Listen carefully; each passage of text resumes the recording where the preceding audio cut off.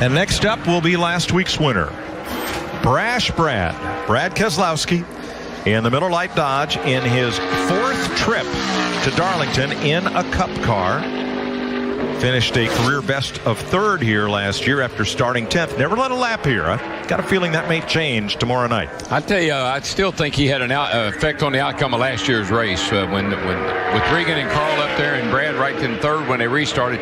Brad did everything he could to get up there to kind of mess with Carl a little bit, and it actually helped Regan. 18th quickest in opening practice.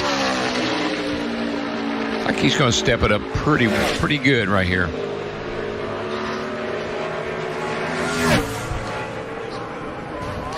Yeah, Brad making his 100th career start in Sprint Cup here tomorrow night. 7th quickest on lap 1, 27.50. Going to go for another one. Car looked a lot better off 2 that time. Corner, Darrell. Yes, sir. That's unbelievable here at Darlington. See it, Larry. See that lap and a half that the tires have in them. Yep, he was really golden. made him mad by the time you get back over there. Only fell off 7 100ths on lap 2, but Keselowski right now stands 7th. Thank you, Matt. Clint Bowyer, the 5-hour Energy Toyota, will roll out 21st. That means he was 26th quickest in the opening round of practice. Bowyer has a pair of 3rd place starts here in 12 appearances. Got through 1 and 2 nice. The bumps didn't bother the car and didn't hardly moved. Did wiggle a little bit getting into 3 right there, and you see it lost a little bit of time, and that's that tailwind shoving him in that corner faster than he wants to go. Picked it up a little bit off 4. I think it's going to be good enough. No, I mean just almost. Yeah. 2 100ths off of Earnhardt, but Bowyer slots in 2nd between Earnhardt and Bain. Coming up, Eric Almirola, Jeff Burton, Tony Stewart. 6 drivers to go in qualifying at Richmond, presented by Golden Corral. Jimmie Johnson in the Lowe's Chevrolet. 2 poles and 3 victories for Johnson, but none of either since 2008 here. It's not going to be a very good first lap, what it's looking like so far. He has his 3 teammates in the top 10 right now. But Darrell, you talked about strategies. What they're going to do is he may be on that strategy, taking it easy on lap 1. I believe that's what these boys are up to.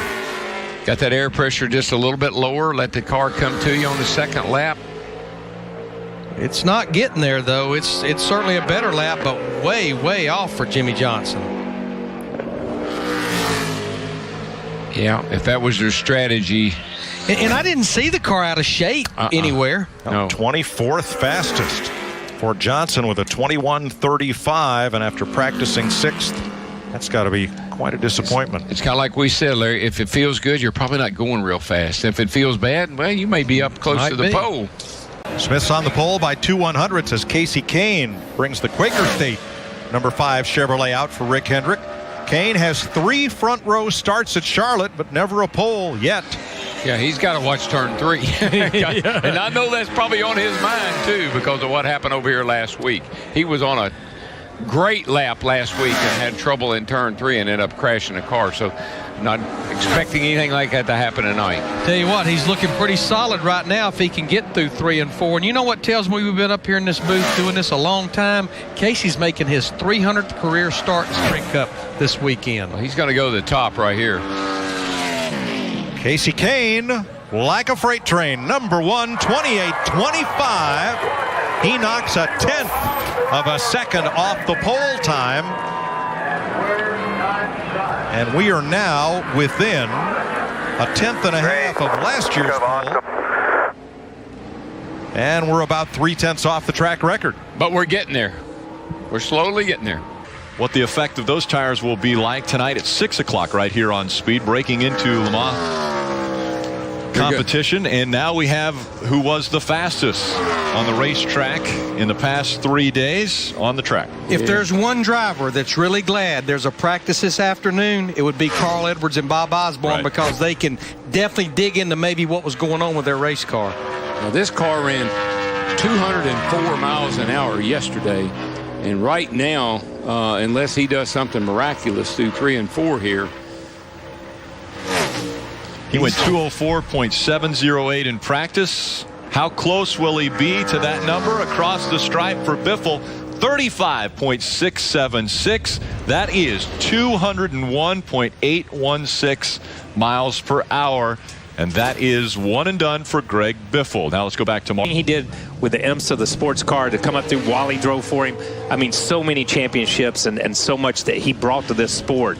And I think Jack Roush and that team elevated road racing in this sport, that organization, because it forced everybody else to say, well, if Jack's doing it, it's got to be the right way because he knows how to get it done. Yeah, when Mark Martin drove for him, I mean, you'd go over and you'd want to look at their car and they'd have everything on it covered up. Yes. Shocks, springs, everything, because they don't want anybody to see what they were doing. But they knew what they were doing. Oh, yeah. And we didn't know. We were kicking your butt. Yeah, and we were taking short track cars and trying to run road races. They were bringing road race cars. Those Mustangs that Roush ran there for those number of years in the 24-hour races. Incredible. That was a sure thing. Yeah, incredible. Tough week last week for Joe Gibbs Racing. Denny Hamlin got turned around off turn 4. Busted a fuel line, I believe it was. Started a fire, and that ended his day. Joey Logano involved in that crash on the restart on the back straightaway at Michigan. Engine problems for Kyle Busch. A new day here this weekend, a place where they've had relative success. Logano on the pole last year and cutting the corner. That was tough right there, cutting the corner right there, buddy. I'm telling you, that was cutting the corner. Sorry, Adam, but he was up in the air on the wrong side that time. Yeah, he almost was on the back side of the ripple strips. That's right. God, his car looks good through there. You can hear it. You can hear them when they come around that corner and they get back in the gas and they're digging. Yeah, just hangs it in there, gets down to the apex, gets down to the curb, and picks up the gas and just stays steady. Denny looked good through there. Yeah, 10 and 11 are going to really pay off for him. Hamlin picked up a lot on the latter part of his lap. He ends up 7th of those 33 drivers that have gone out and made a qualifying run at Sonoma. 76.052 seconds. That's just over 94 miles per hour. Still to come, Kyle Busch and brother Kurt. They've both gone to victory. Of the top 5, 4 Chevrolets and now the Dodge in 3rd. And quite honestly, you know, people talk about, well, they're going to throw away all. You don't throw away the cars. You just change the sheet metal.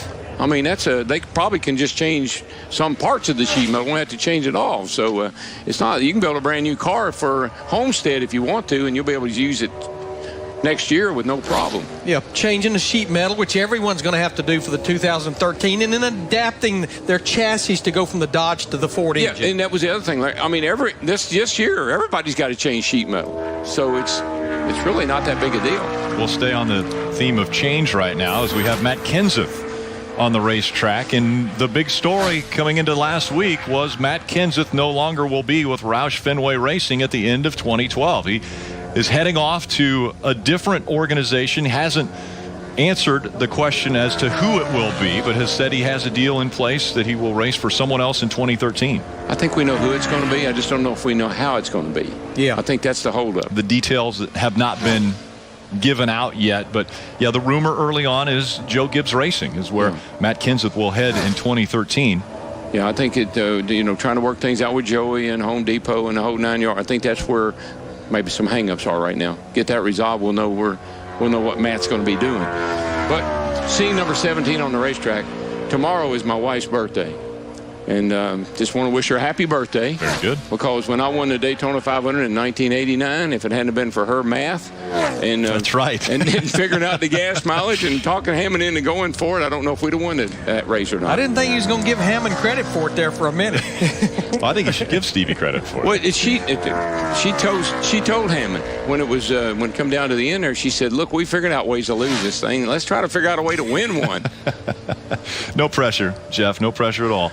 Matt Kenseth, first lap was 24th quick. Now tracking in the top 5 for lap number 2.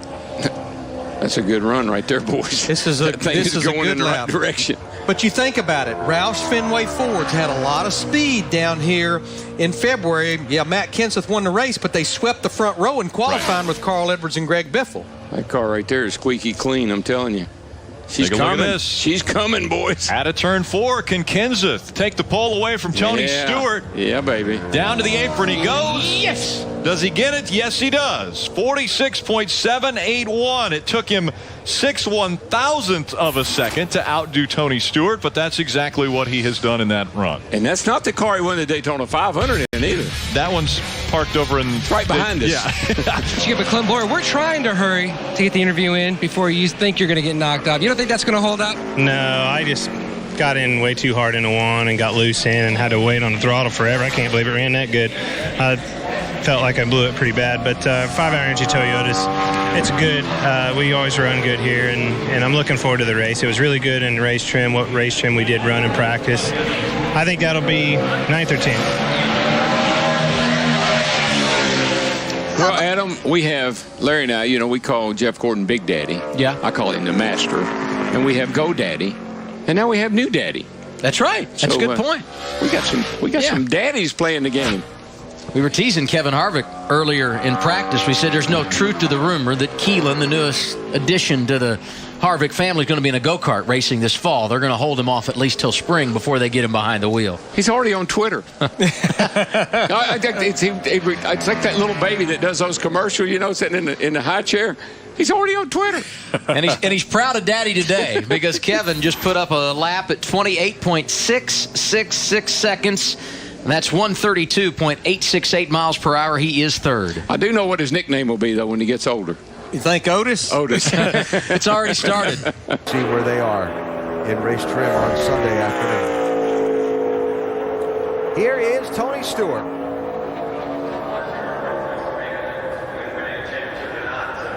Now, you heard from Tony a little while ago. Not the most optimistic report on a race car that we've had from a driver. They worked on this car in race trim the whole second practice. Just never really got it. You can see the concern on their face when they were in the garage. They didn't really get it anywhere near what they wanted. You can still see he's got a lot of confidence in Steve Addington to get it right. He's got some time after this qualifying session to work on it and get your hands on it. They'll come up with something. I'm sure they'll be good tomorrow. Yeah, that was just kind of, all morning has been just kind of a thrash for these crew chiefs in particular, Andy, with early practice session, which went right in almost to the second practice session, then have them go straight to get it ready to qualify. So not a lot of time to digest maybe what you may and may not have. Well, you don't even have time to think. You go back, you got to get the car through tech in an hour and a half. You don't even have time to think, much less work on the car. So they just get out here, do the best they can, and throw a lap down, and that's only 15th so far for Stewart at a 50-31. Last year, Tony started 24th. Had an early penalty, hit the commitment cone, had to go back to 33rd, and came back to finish 6th. So it might be another one of those dig hard days for Tony Stewart here on Sunday. Jeff Gordon, 5-time Pocono winner, 4-time Sprint Cup champion. He was one of many who got busted for speeding on pit road in the June race here. There were 22 pit road speeding penalties in that June race. With the reconstruction of the pit lane, some of the timelines were in different places than they had been before, and maybe not everybody had everything completely figured out. There was one short zone at the end of pit road that caught a lot of guys. Yeah, you kind of get in a rhythm at these tracks. You kind of count on things being a certain way and done it for so long. And here at Poconos, a lot of teams did get caught off guard with that, with those new timing lines. Whoa, got the wall there. Yeah. I was going to say, let's see how he fares against Montoya in turn 3. He was pretty close on time until the exit of turn 2. I was going to say, just to finish up that story, despite the pit road speeding penalty, Gordon had worked himself back into contention for the win, and they got on the wrong strategy to what turned out to be the winning strategy. Circumstances fell a different way. It might have been the winning strategy, but it fell the opposite way for them, and ended up finishing 19th. We thought he hit the wall, but I think he may have missed it. Yeah, we saw a lot of dust. Yeah. You and I saw the same thing, which is this smoke flying we're going to see right here. That makes you think that there's a little bit of contact. See if we can get a better angle at it right here. He was out of shape for sure. I don't think he hit it. Wow. How did he miss it? He's just that good. Not by much. 4 championships, but not being able to drive. Well, that's how he did it. Yeah. He was dusting off an area that few dare tread on. Of the Rock, NASCAR Camping World Truck Series returns to the Rock Sunday at 12 Eastern, live right here on Speed. It's a great facility, a lot of fun to race. I used to love going there, but you better learn how to take care of those tires. That's all I can tell you. What did Harry Hogg tell his driver? You need to drive it like it's got an egg under your pedal. Martin Truex Jr. in the Napa Toyota. Harry Hogg was the crew chief in Days of Thunder. Robert Duvall. Yeah. Absolutely.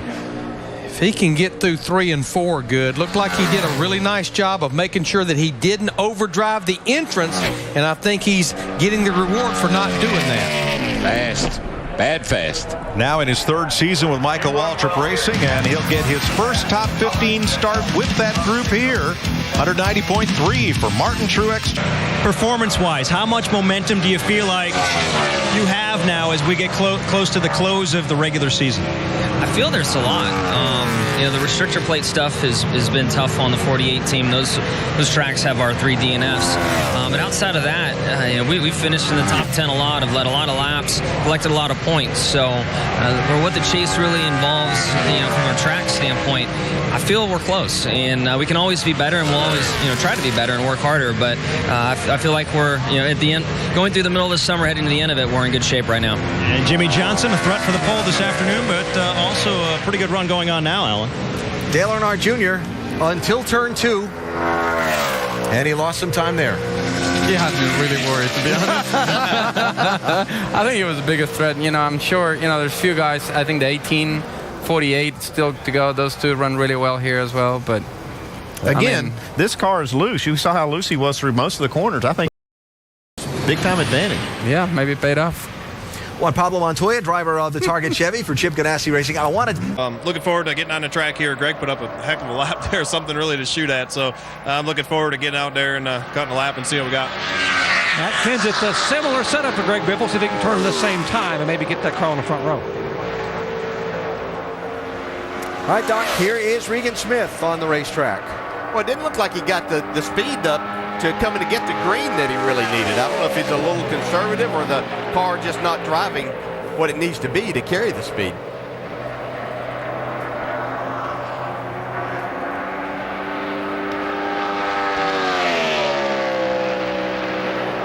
'20th. It's actually slower than he ran in practice right there. He ran a 32 in practice. That was only 39. That's not going to be better either. You'd have to think that might have a little something to do with the communication of getting to tonight and the speed picking up, and you know, what do you need in the race car to make all of that happen? All right, so the first lap faster. It'll be a mid-pack start for Regan Smith in the 88 car. Kyle Busch will go right now in the Double Mint Toyota. 2 6th-place starts, one of which turned into a victory in 2008 for Kyle. Yeah, he won that Southern 500 at the age of 23, the youngest driver ever to win the Southern 500. Yeah, he's coming off a couple of good weeks, man. Won Richmond, finished second last week at Talladega. This team is really starting to step it up.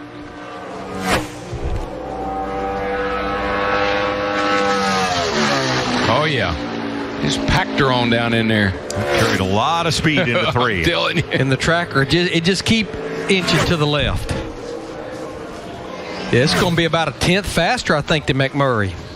40. 27.40. The track record is 27.131. Yeah, every time I ever heard Mark Martin when I was driving, he'd say, I'm not sure we'll get the pole. He usually beat us pretty bad. Heard from Ryan Newman a minute ago. Watching Ryan Newman now. Solid right now. See if he can get off at turn 2. Set him up for a good run at turn 3, which is, Danny mentioned earlier. Got it going to the corner. Here it is. Yeah. A lot of shade down there. Spinning the wrong way. Yep. Yeah, we're seeing that's where Montoya is good. On the exit, it seems that's where everybody that can get down to the center of the corner with him, but Montoya apparently was in the gas hard. That's going to be a good lap. 6th quickest so far. A must-see. DW, the King, and Jeff Gordon explain why the driver-crew chief relationship is so critical. Plus Smoke, Rowdy, the Rocket Man, and New Englander Joey Logano join us live. NASCAR Race Day, fueled by Sunoco from New Hampshire, Sunday, 10 Eastern, only on Speed. Yep, join us Sunday and ride along with the King. It's a pretty good ride. Now, you talked earlier about Michael Waltrip Racing, Darrell, and all the success they have had. One of the big contributors, Brian Vickers. 3 starts this season, 2 resulting in top 5s. 1 at Bristol, 1 on the road course at Sonoma. And he was awfully good in practice here earlier today, and the tracker suggests he will back it up in qualifying. Yeah, I text Michael every week, and I say, bro, can you imagine how good these cars are running? And it's the same answer every week. Amazing. And I was glad to see Michael get that finish he got last week at Daytona, a top 10 finish, ninth in this car. Vickers a pole here in 2005, and the opening lap going to put him 9th. Yeah, this 55 car, 8 races, it could muddy the waters a little bit on this whole owner-driver in the chase situation, because right now they're sitting 12th in the owner points, and oh, by the way, old Mark Martin comes back a couple of weeks for Indy and then the next week at Pocono. And you'll see Brian Vickers back in the car at Watkins Glen. He'll be at Martinsville later this season, as well as Bristol. It's a potent little lineup they got going. Yes, it is. And as we talked earlier in practice, Rodney Childress, the crew chief, does a great job of battling the 3-head. 25 miles per hour. Vickers is 9th. Matt? 4th out of 34 for Brad. Mark Martin. There he goes. He's just getting it done now. Pole sitter back here earlier this year.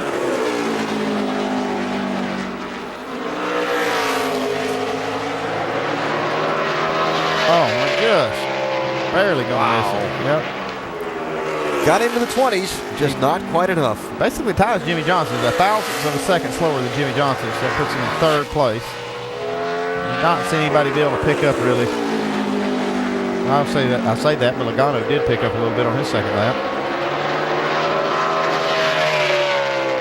All right, slower on lap 2. So Mark Martin, number 3 on the board.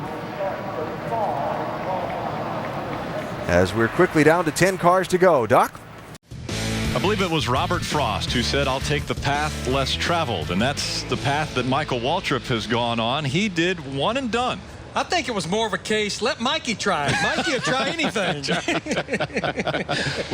Michael Waltrip in that Aaron's Camry has decided to do the 1 lap and done, which he has the front end completely taped off. He got up to speed and went right to the bottom of the racetrack and hugged the bottom on his first qualifying lap, stayed there the whole time. Here's what he just figured out. Vince, thanks. Carl Edwards on track now. In the news in the last couple of weeks, as we see his get up to speed lap. Edwards and this team in the news because after the last race at New Hampshire a couple of weeks ago, longtime crew chief Bob Osborne, with whom he's won 18 races, citing concerns about his health, stepped down as crew chief of this 99 car to another role within the Roush Fenway Racing organization. Chad Norris was appointed the new crew chief for Carl, and they worked together for the first time in a stretch of 7 races where they need to win to try and get into the chase for the NASCAR Sprint Cup. Yeah, they're sitting there at 11th. They got quite a few points up to the 10th spot, but it was time for something to be done. Yeah, even though they tied, as you talked about, and we've documented many times with Tony Stewart, number of points at the end of last year, they have not won since Las Vegas of 2011. And if they're going to get in the chase, they're going to have to win more than one. They're going to have to win at least 2 races. He's got a great lap going here. Tracking second fastest as he comes to the stripe. That should give him some confidence to get things started between this driver and crew chief combination. Nice lap. As they go down the back straightaway, and this is Paul Menard in a backup Menard Chevrolet. And I don't know if we truly expect what Paul will run in this backup car, because that qualifying run, mock qualifying run he ran was in that car before he crashed. First lap 21:60. Boy, in the last 4 or 5 drivers, this track has really lost grip or somehow slowed down. I think, Larry, we say this a lot. Tracks cool off, cars get looser. It doesn't make sense, but we've seen that a lot this last year or so. 29th for Menard, who will have to go to the tail end of the field for the start of the race tomorrow night. Well, here we go. The first driver on the clock is Joey Logano, making his 6th trip to Kansas. His best start is 2nd row here. And a lot of folks asked on Twitter last night, Larry, why Tony Stewart last week went to a backup car but was still able to qualify and keep his qualifying position, whereas Joey Logano, now after having engine failure very early in that practice yesterday in first practice, he is going to have to start Sunday's race in the rear.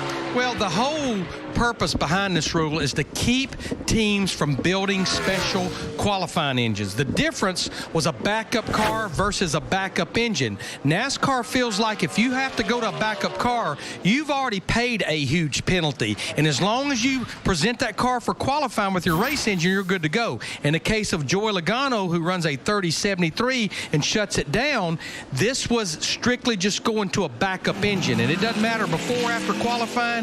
If you have to change engine, the rule is you go to the rear of the field. He's there, and when it does land, it compresses on the next side, and it's just hard to change directions. Marcos Ambrose off and rolling with his qualifying This will be a lap. Let's send it down to Marty as he takes the green flag. This will be pretty. Carl Edwards and a bunch of guys were watching Jimmie Johnson's lap, and they said, man, he made it look so easy. You said it wasn't easy behind the wheel, though. Why? No, one of these cup cars around this racetrack is tough. It doesn't matter how fast it is. It's a lot of work. A lot of power, a lot of weight, with very little grip, so it makes for an exciting lap. But it's been tough to feel fast. Even when I've been fast, if I didn't have the stopwatch to tell me, I'd say it wasn't all that good. So we'll see how it holds up, though. It's a decent lap. Also had a big week with his golf tournament, raised a lot of money. But we all want to watch this Marcos Ambrose lap right here, Adam. Yeah, it's a good one, too. I mean, you watch Marcus. He's not getting a lot of air. He's just hitting the marks perfect. I mean, he's hitting it perfect. And he is keeping all 4 tires on the ground, not up in the air, not having to wait on the car. The car's settling because he's got all 4 tires on the ground. And I'm going to tell you, he made the top of the racetrack. Oh, my gosh. Everybody else has been 8th, 9th, 10th. He was first in the top part of the racetrack. And, Kyle, if they think Jimmie Johnson made it look easy, I mean, this looks like he's not going that fast. You know, if you just visually watch him, you say, well, he's not getting any air. He's not on the curbs. This man is moving. That's incredible. And you know what? A couple of road courses, if he could win both road courses, he'd have a pretty good shot of making the chase. You got that right. Here's Marcos Ambrose.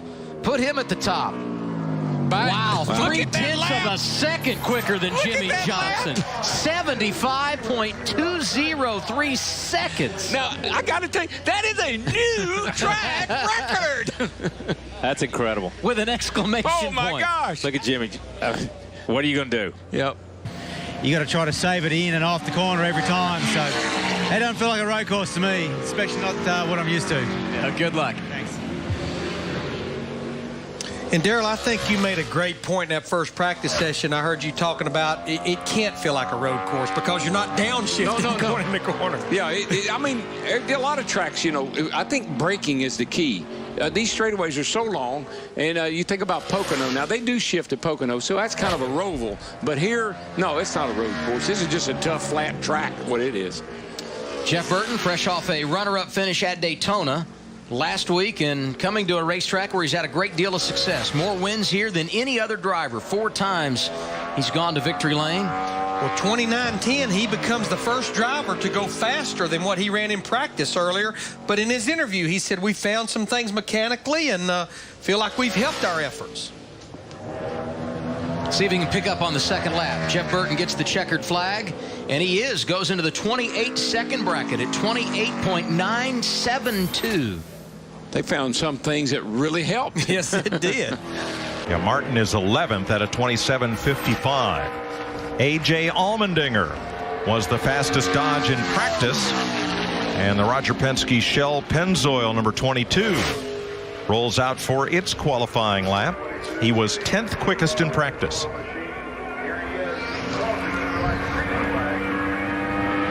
This car's been qualifying pretty darn good.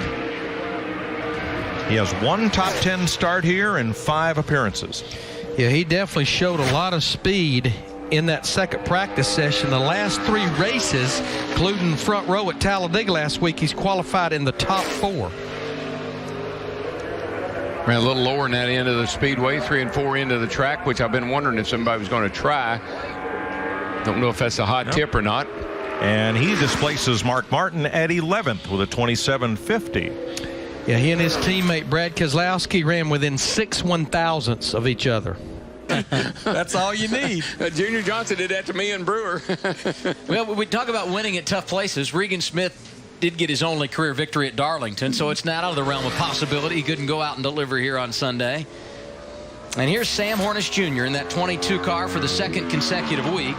This week, though, he gets to practice and qualify the car. Last week, he found out about 3 hours till race time he was going to replace A.J. Allmendinger, who's been temporarily suspended for violating NASCAR's substance abuse policy.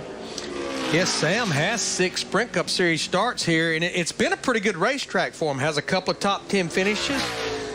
Started 8th here in June of 2010. It's almost like these flatter type of racetracks when Sam was full-time in Sprint Cup seemed to suit him better. Yeah, he liked Phoenix. He liked here. But he's stepping into a lot better situation this time, Larry, than he was when he was in Cup before in that 77 car. These cars are so much better than what he drove then, and he's going to be able to do a lot better job for this team. And he appears to have a much broader perspective now than what he had at that point in time in his racing career. Sam 7th on his opening lap, 28.966 seconds. Even Pocono, he always ran well at Pocono. In fact, his best career finish was at Pocono in Sprint Cup. See what the double deuce can turn out in lap number 2. A little bit. Picked up just a little bit. Yeah. Stayed the same, though. Eric Almirola had a strong practice. This will be his first Cup start at Richmond. He has 5 nationwide starts here and comes in here 20th in the standings with the Smithfield Ford for Richard Petty. He competed in the little Denny Hamlin short track showdown last night. Have a little fun in a late model car.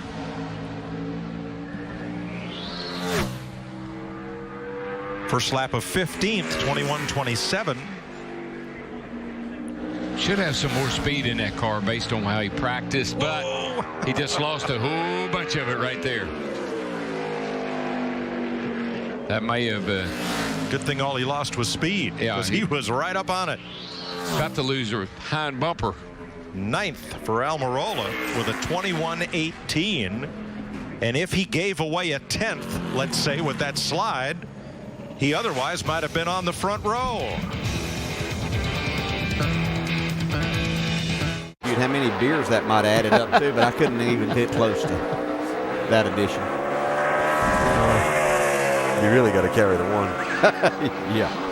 Here's Jamie McMurray. Speaking of carrying the 1. That was a good segue right there now. He carried that 1 off turn 2, didn't he? You can see that's where they're really struggling to get those rear tires to hook up. That's where the track really tightens up, and you just really struggle on trying to get that front drive, that rear drive off the corner. And that's the spot on the racetrack that the sun is directly shining down on. 3 and 4 in shadows now, but not there. It was good for 4th quickest on that first lap. We talked about how close all this qualifying is, and literally hundredths of a second going to make the difference in each and every spot. Yep. There's 6 cars in the 50s already.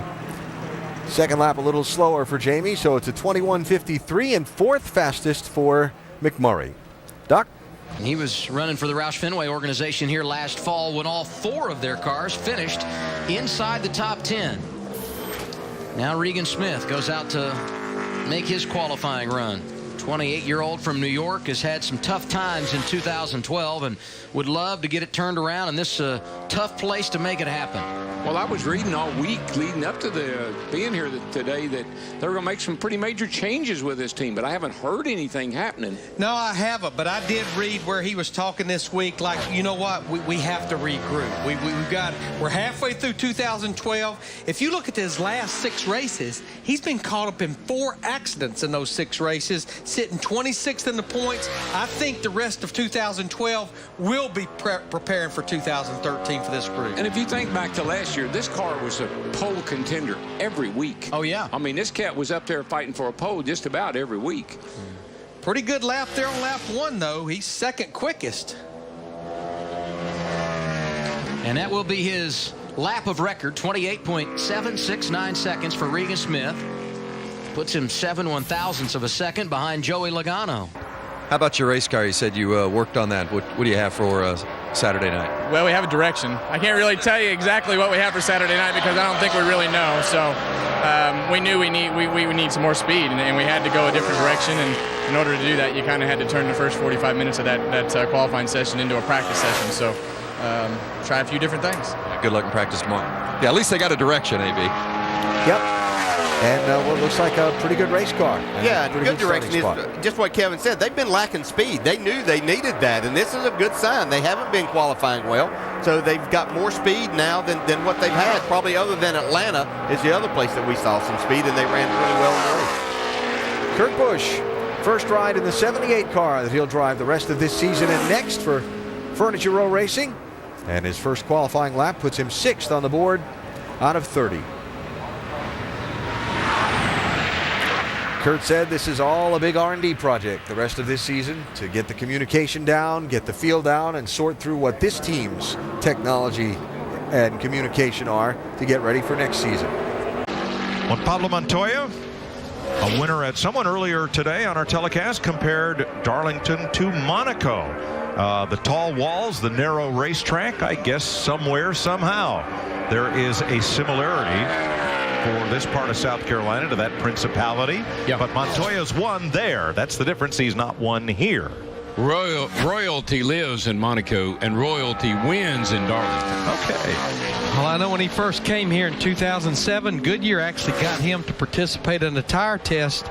And when they asked him after his first run, what do you think about it? He said, darndest place I've ever seen. I think it still is.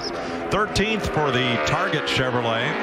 27.73 for Chip Ganassi's driver. But it's like Bristol and a few other really tough racetracks we go to.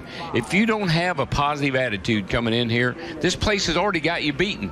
I mean, you got to come in here and say, like Jeff Burton, why don't they build more tracks like this? I don't know if he believes that or not, but at least it's a good attitude to have coming in here. He wants everybody else to believe. To their kids back home. So want to say hello to my wife and my son back home, and here in Smithfield headquarters in Richmond, Virginia. And I think our car's okay. We need to be a little bit better in race trim, but Mike Ford and the boys on the Smithfield Ford have come up with a plan for the race tomorrow night, and I think we'll be fine. Thanks, Eric. Congratulations. Thanks. AB? Bobby Labonte on track. And in the 2150s on his first lap, 5th out of 11 for Labonte. There's a consistent track between 2 laps, huh? Yeah, and it looked like when we saw Bobby run mostly race runs in that second practice session that his car was pretty consistent throughout that session in race runs. Slows down a little bit on the second lap. Well, it's certainly not lack of experience. He's got 39 races under his belt here at Richmond. Castle bringing the Burger King 83 back into the pits. Big story last week. Kurt Busch wasn't behind the wheel of the 51. NASCAR sat him out of last weekend's events, and now back behind the wheel. Added pressure for Kurt Busch. You know, after David Rudiman did a wonderful job in that car last week. What did he finish like 21st? Ended up finishing 21st and never really overcame that pit road speeding penalty. But yeah, James Finch and Kurt Busch, they met on Tuesday. They elected to move forward. It's a race-to-race deal. But I think one of the biggest things that James Finch is looking for is race cars that are not tore up at the end of the day. I think he's trying to convince Kurt, if it's a 15th place race car, let's make sure we capitalize on that. Let's don't try to run 5th and end up 35th in the garage area tore up. And working all week long to fix that car once again. Kurt Busch goes 2 laps. His first lap 36.320. Actually, he's going to be one and done as well. So yeah, that was he first actually lap. he actually ran a 35.81 in the second practice yesterday. So about 0.5 of a second slower than what he was able to run. And Kurt Busch currently second quick on the charts.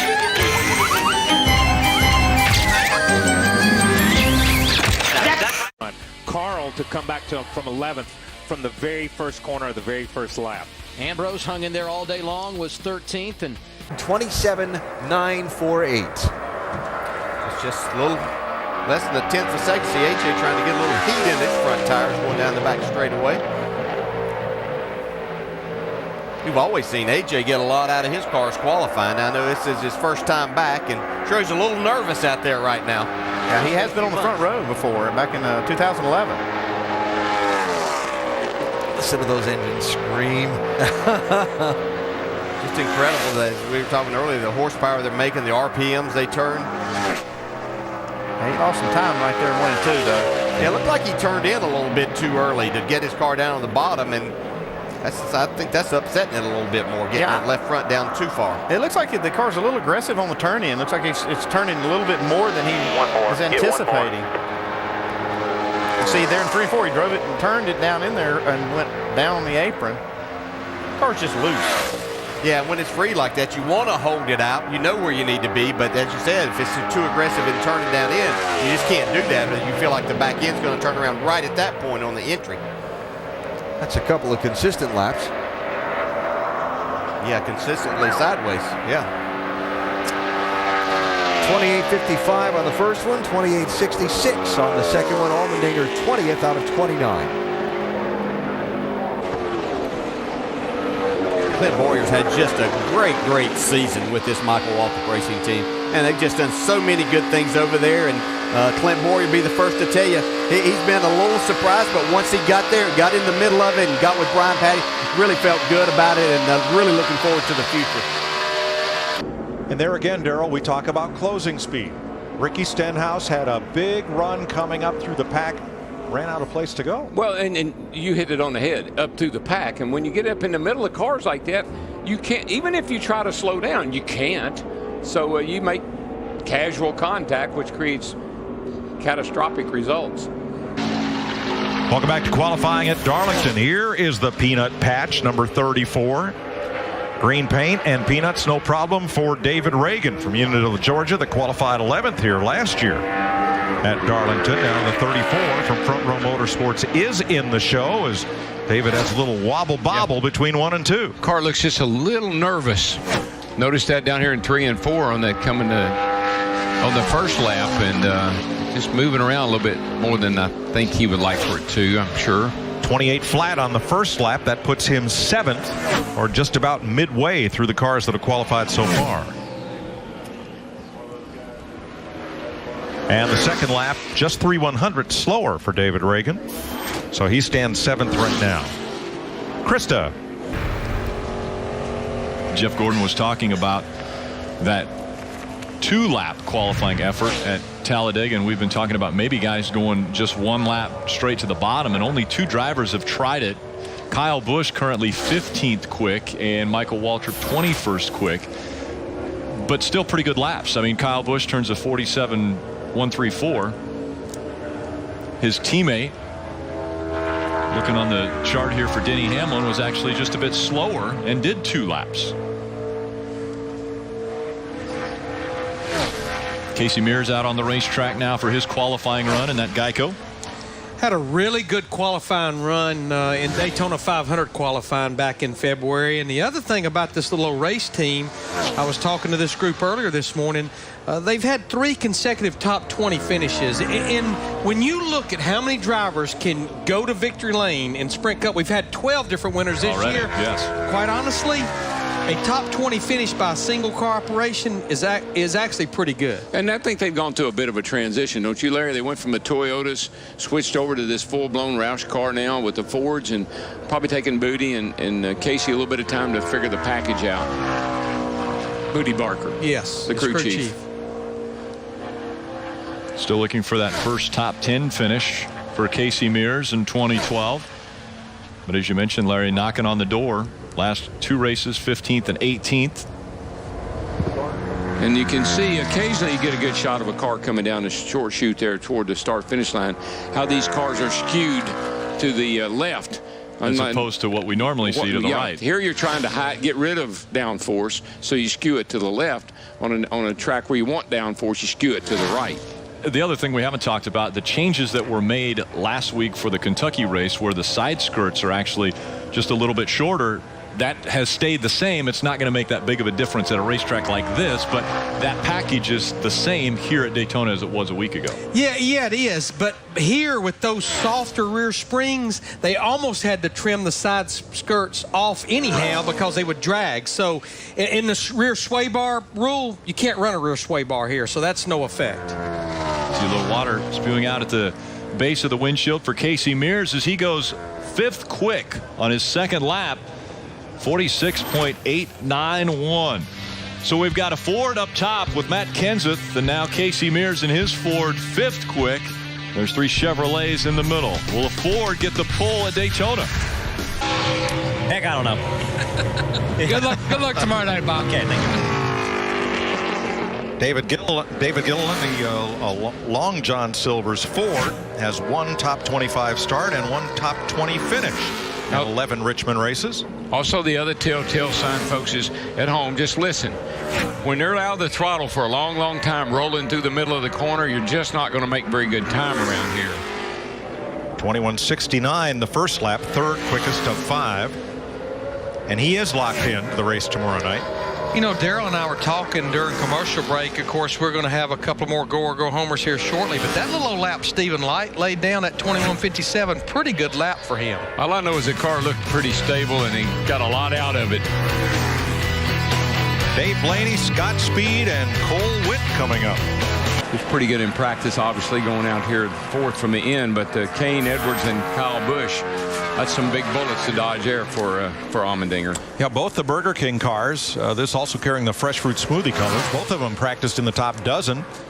Castle and Quapple, and let's see what Landon Castle can do in his 4th trip to Kansas in a Cup car. I tell you, these Burger King cars, this group has done a really nice job getting a late start, putting everything together, and getting these cars to the track. They look good.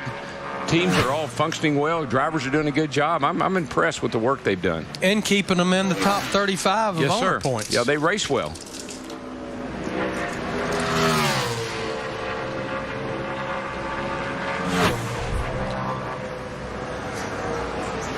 It's going to be back there pretty close to his teammate.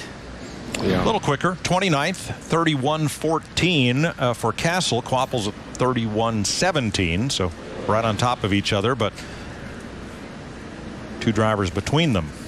They've given you something that you can work with. And Darrell, wouldn't you say at a track like this, as we watch David Ruderman in the 10 start his qualifying run, where you can pick up and run faster on lap 2, that gives him a chance to fill it out at least on lap 1? Yeah, but you got to put out of your mind that it wasn't very good when I practiced. Most of the time you go into a qualifying session and as a driver you don't really think about what you had in practice. You're just hoping that what you got for qualifying is what you need, and that's the way you approach it. First lap for David Ruderman was a good one. 29.016 seconds. Puts him just off of what Jeff Burton ran, and looks like Ruderman staying in here. He wants to put his name at the top of the board. Good job last week at Daytona. Finished 11th. Very nice run. By far his best finish of the year. Yes, sir. First lap is better. So Ruderman stays in the 2nd spot. The speed for the 10 car, 131.266 miles per hour. This 2-mile surface, the racing surface is about 50 feet wide. What they're going to run on is about 12 feet wide. First car out onto the racetrack, and that will be Tony Raines. The old track record from here at Michigan, 194.232, set by Ryan Newman back in 2005. That might get shattered by the field. Rick, that's a warm-up lap. And it's going to warm up at 194. Now, there was a lot of questions. Okay, we know David Ruderman drove the 51 car that Kurt Busch is back in this week. Why is he not in the 10 car? David Ruderman will be back in the 10 car in a couple of weeks when we get to Kentucky Motor Speedway.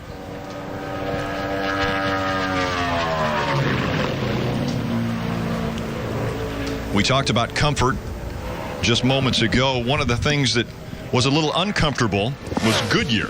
They decided that they didn't think that the comfort level was the way they wanted it to be at the speeds they were seeing. And so one of the big topics has been that there will be a different left side tires that they will be able to practice on. at 6 o'clock this evening, and that practice will be right here on Speed, so you'll want to tune in and watch to see how the teams will adjust to that new left side tire. We see Tony Raines posting the first mark 188.216, and it looks like one and done for Tony. So the first car has made it out on the racetrack in this historic day. You don't want to turn the channel. We're going to see crazy speeds. They're in that thing where all that Bowyer could hope for is that Harvick would hold the 51 up a little bit, but he didn't. And you can see here how he was gaining on him lap by lap. And really, these are the only two guys in the same area code. Kurt a second back, Jimmie Johnson in third is 16 seconds back, and there's Tommy Dreese. Hit the wall hard yesterday in practice, and he has done it again. Our first caution of the day. Just hold there, man. That will be a caution. Hope everybody at home sees this one.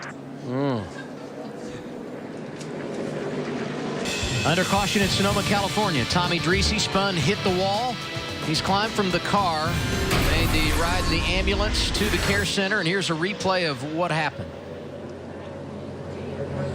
Yeah, and it's hard to see. That's the shot we have. It's hard to see whether he got help at that point or not. We talked about it earlier. When a slow car gets in front of you in that area, we saw the 51 get into the back of the 22 right through that same area, push him out of the way.